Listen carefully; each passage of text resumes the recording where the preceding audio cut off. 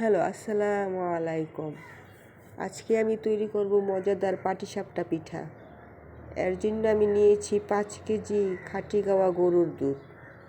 এই দুধটাকে আমি ভালোভাবে জাল দিয়ে শুকিয়ে ফেলবো, এমনভাবে শুকাবো যাতে 5 লিটার দুধ আমার 1 লিটারে পরিণত হয়।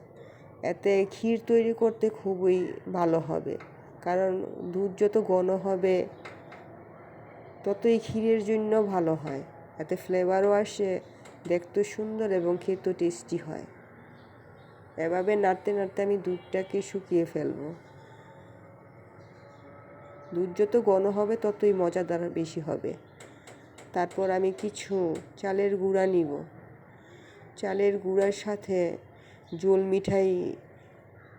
জোল মিঠাইটা নিয়ে তারপর এতে একটি ডিম ব্যবহার করব, কারণ ডিমটা দিলে এত টেস্টি হয় এবং মজাদারও হয়। তারপর মণ্ড তৈরি করে আমি দিয়ে দিব আমার সেই ক্ষীর দিয়ে তৈরি করে নিব আমার মজাদার পাটিসাপটা পিঠা।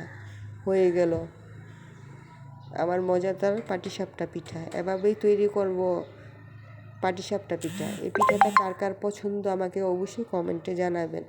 সবাই ভালো থাকবেন, সুস্থ থাকবেন। সবাইকে ধন্যবাদ।